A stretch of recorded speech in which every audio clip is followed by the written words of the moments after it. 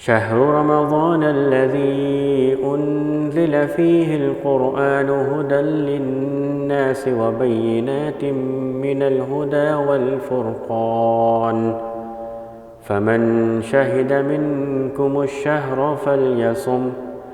ومن كان مريضا أو على سفر فعدة من أيام أخر يريد الله بكم اليسر ولا يريد بكم العسر ولتكملوا العدة ولتكبروا الله على ما هداكم ولعلكم تشكرون. نحمده ونصلي على رسوله الكريم. اعوذ باللہ من الشیطان الرجیم. بسم اللہ الرحمن الرحیم.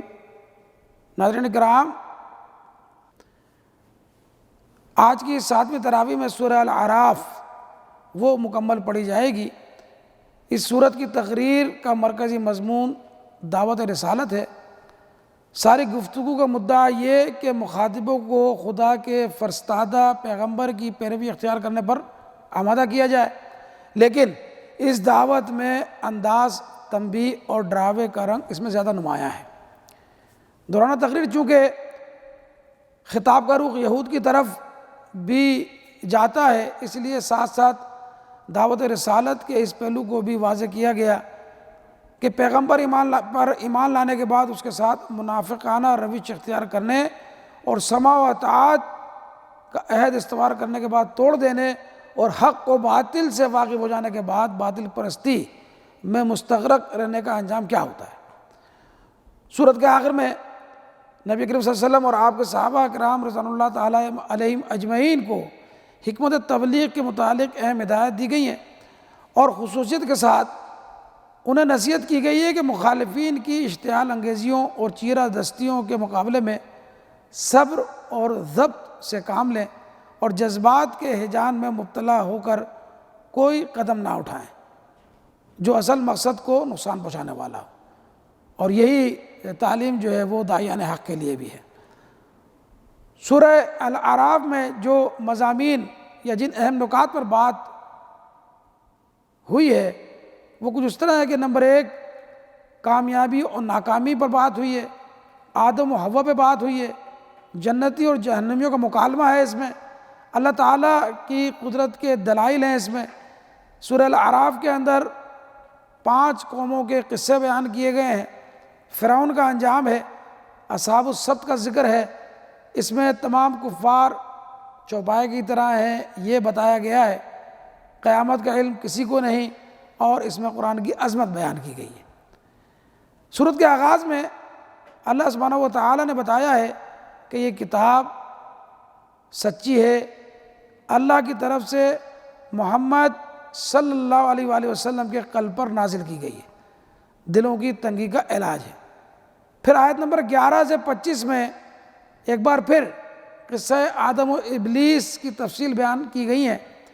کہ آدم اور ابلیس، جب آدم کو بنایا گیا اور شیطان کو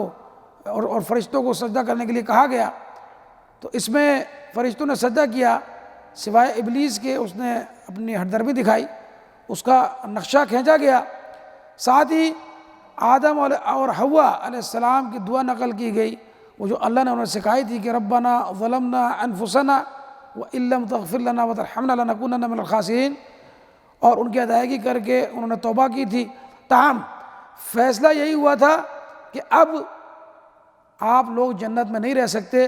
بلکہ اب آپ لوگوں کو جا کر زمین پر آپ کا ٹھکانہ ہوگا، اور وہی دارالعمل ہے، اور اس میں آپ کو عمل میں اختیار کی آزادی ہے.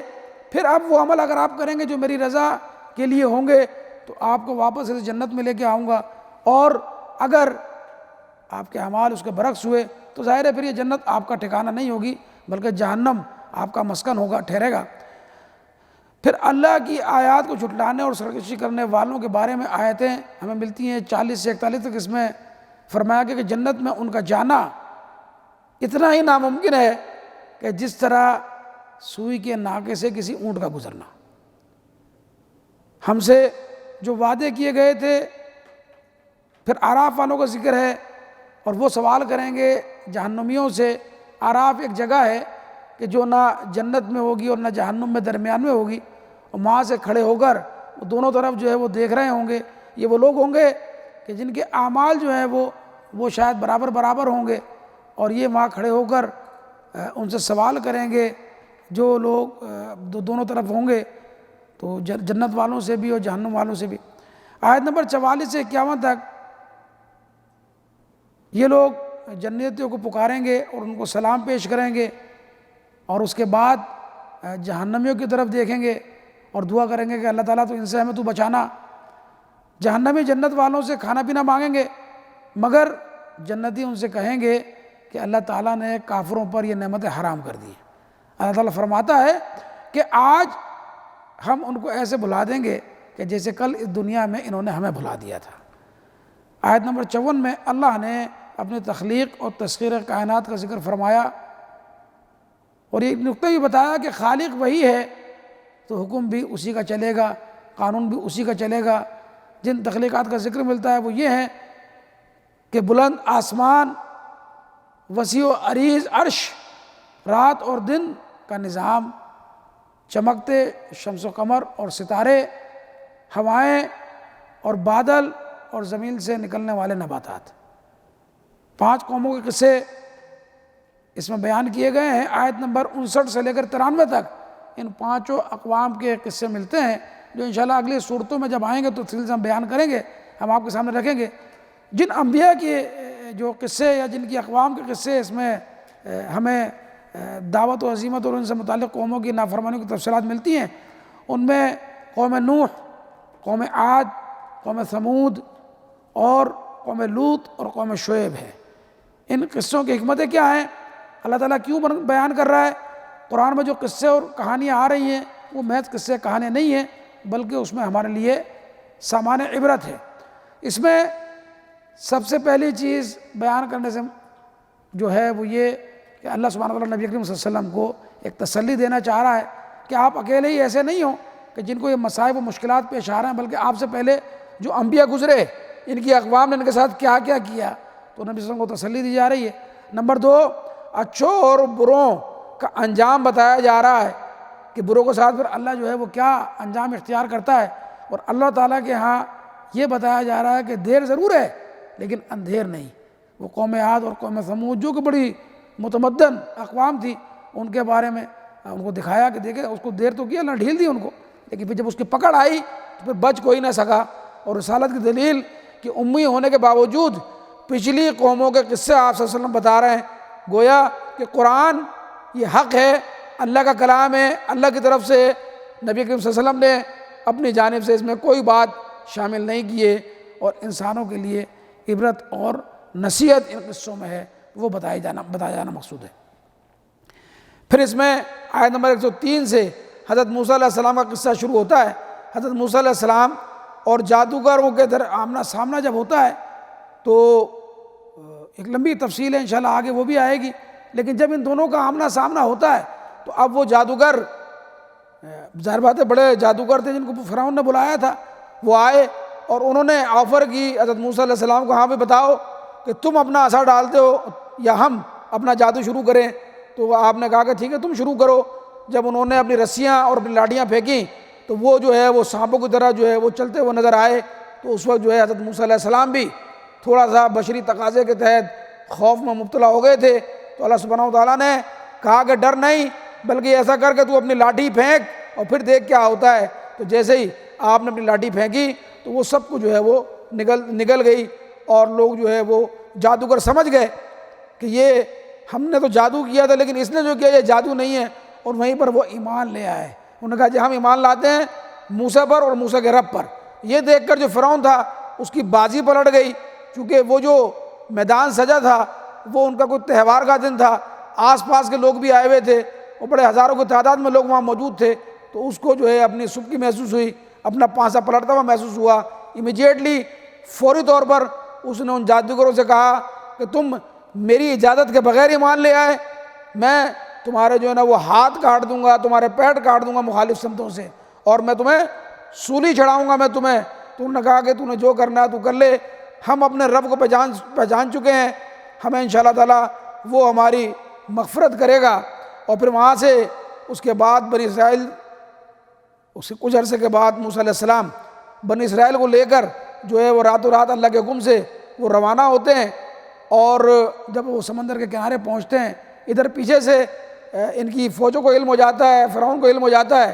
یہ اپنی فوجوں کے ساتھ جو ہے وہ پیچھا کرتا ہے اور ان کو آن لیتا ہے۔ اب کیفیت یہ کہ سامنے سمندر ہے اور پیچھے ان کی پوری فوجیں آ گئی ہیں اور یہ پریشان ہے اب کیا کریں، تو اللہ سبحانہ و تعالیٰ وہی کرتے ہیں اور موسیٰ علیہ السلام کو حکم دیتے ہیں کہ تو اپنی لاٹھی ماری سمندر کے اوپر، پھر دیکھ کیا ہوتا ہے۔ جیسے ہی انہوں نے لاٹھی ماری تو سمندر کے درمیان میں خشک راستہ بن گیا کہ جہاں سے جو ہے وہ یہ پورا لشکر جو ہے گزر گیا، دونوں سائڈ میں سمندر اس طرح کھڑا ہو گیا جیسے کہ دیواریں کھڑی ہیں، اور بڑے آرام سے گزر گئے۔ جب وہ لشکر پیچھے سے آیا تو اس نے کہا کہ سامنے خشک راستہ ہے، وہ بھی داخل ہو گیا، اور جب وہ درمیان میں پہنچا تو اس رب نے اس سمندر کو حکم دیا کہ مل جا، اور پھر وہ سمندر مل گیا اور فرعون اپنے لشکر سمیت جو ہے وہاں غرق ہو گیا۔ اب اس کے بعد جب وہ پار کر لیا،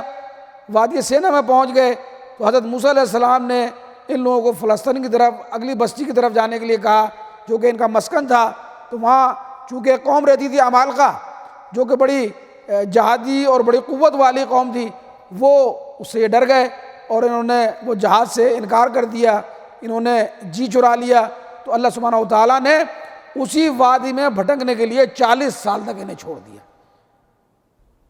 اور جتنے یہ لوگ تھے ان میں سے کوئی ایک فرد بھی فلسطین نہیں پہنچ سکا۔ بعد میں 40 سال کے جب یہ مر کھپ گئے تو ان کی نسل کے جو لوگ تھے پھر انہوں نے جا کر جو ہے وہ فلسطین کو وہ فتح کیا، وہ آگے بڑھے، اور پھر اس کے بعد حضرت موسیٰ علیہ السلام جب فلسطین جانے سے پہلے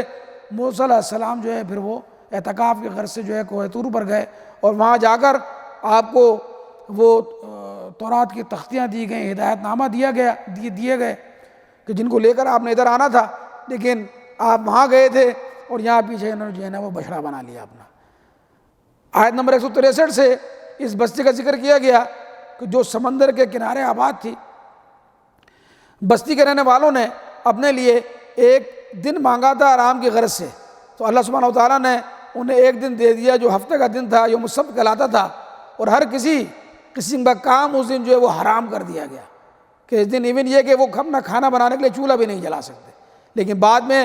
بستی کے رہنے والوں نے یوم السبت کی جو ہے وہ خلاف ورزیاں شروع کر دی۔ اب ان میں 3 گروہ پیدا ہو گئے۔ پہلا گروہ تو وہ تھا جو سر عام جو ہے اس کی خلاف ورزیاں کر رہا تھا، دوسرا گروہ وہ تھا جو انہیں منع کر رہا تھا دیکھو یہ کام نہ کرو یہ غلط کام ہے، اور تیسرا گروہ وہ تھا جو اس گروہ کو کہتا تھا کہ یار جو کرنا تو تمہارا کیا فرق پڑتا ہے، یہ تو جائیں جہنم کے اندر، یہ ان کا کام ہے، تم کیوں اپنے آپ کو ہلکان کیے جا رہا ہو۔ تو جو وہ تھا تیسرا گروہ، اللہ نے وہاں بتایا کہ وہی حق پر تھا، وہی جنت تھا، جنت میں جانے والا گروہ تھا، اور باقی جو لوگ تھے وہ ظاہر بات ہے کہ وہ دونوں گروہ ان کو جو ہے وہ جہنم کی طرف گئے۔ پھر آیت نمبر 172 میں عہد الست اور انسان وہ ہمیں ملتا ہے کہ اس عہد کا تذکرہ شروع ہوتا ہے جس کو عموماً عہد الست کہا جاتا ہے۔ یہ اللہ رب العالمین کا تمام بنی آدم کی ارواح کے ساتھ ایک سوال تھا کہ دنیا میں بھیجنے سے پہلے اللہ نے وہاں جمع کیا اپنے یہاں اور ان سے ایک سوال کیا کہ یہ بتاؤ الست بربکم، کیا میں تمہارا رب نہیں ہوں؟ تو سب نے ایک زبان ہو کر جواب دیا تھا، کیوں نہیں، ہاں تو ہی ہمارا رب ہے، ہم اس پر گواہی دیتے ہیں۔ اللہ رب العالمین نے ہر انسان کے دل میں جو نفس لوامہ یعنی ضمیر کی آواز پیدا کی ہے، یہ اسی عہد کے اثرات ہیں، لیکن بہت سے لوگ اس عہد کو بھول کر نفس امارہ کا شکار ہو جاتے ہیں اور اس میں بہ جاتے ہیں۔ تو ان کو اللہ نے فرمایا ان آیات میں کہ وہ جانوروں کی طرح ہیں، بلکہ ان سے بھی گئے گزرے ہیں، یہ وہ لوگ ہیں جو غفلت میں کھوئے ہوئے ہیں۔ سورہ کے آخر میں قرآن کی عظمت کا تذکرہ ہے اور اس کو ایک موضوع قرار دیا گیا ہے۔ اہل ایمان کو ہدایت کی گئی کہ جب اس کی تلاوت کی جائے تو اسے توجہ سے سنیں، خاموش رہیں۔ قرآن سے تعلق جوڑنے والے رحمت خداوندی کے مستحق بن جاتے ہیں۔ اس صورت کی آخری آیت سجدہ ہے، یعنی اس آیت پر سجدہ کرنے کا حکم دیا گیا ہے۔ یہ ترتیب تدوینی کے لحاظ سے قرآن میں پہلا مقام ہے جہاں پر سجدے کا حکم آیا ہے، اور قرآن پاک میں اس طرح کے کل 14 سجدوں کا جو ہے وہ حکم ملا ہے ہمیں۔ نبی کریم صلی اللہ علیہ وسلم بسا اوقات ایک بڑے مجمع میں جب قرآن پڑھتے تھے اور اس میں جب سجدے کی آیت آیا کرتی تھی تو آپ صلی اللہ علیہ وسلم خود بھی سجدے میں گر جایا کرتے تھے۔ آپ کے صحابہ کرام رضوان اللہ تعالیٰ علیہم اجمعین بھی سجدے میں گر جایا کرتے تھے۔ اگر کسی کو سجدہ کرنے کے لیے اس وقت زمین نہیں ملتی تھی تو ایک دوسرے کی پیٹھوں پر جو ہے وہ سجدہ کر لیا جاتا تھا۔ فتح مکہ کے وقت بھی آپ جب قرآن پڑھ رہے تھے اور سجدہ تلاوت کی آیت آئی تو زمین والے زمین پر سجدے میں گر گئے، اور جو سواریوں پہ تھے وہ سواریوں پہ انہوں نے سجدہ کیا۔ دوران خطبہ جب کبھی اس طرح کی آیت آیا کرتی تھی تو نبی صلی اللہ علیہ وسلم ممبر سے نیچے تشریف لاتے تھے اور فوری طور پر سجدہ کر لیا کرتے تھے۔ کہ الحمدللہ آج ہماری 7ویں تراویح کا یہ خلاصہ مکمل ہوا۔ انشاءاللہ کل 8ویں تراویح کا خلاصہ پیش کیا جائے گا۔ اللہ سے دعا ہے کہ اللہ ہمیں عمل کی توفیق عطا فرمائے۔ وآخر دعوانا ان الحمدللہ رب العالمین۔ اللہم صلی علی سیدنا محمد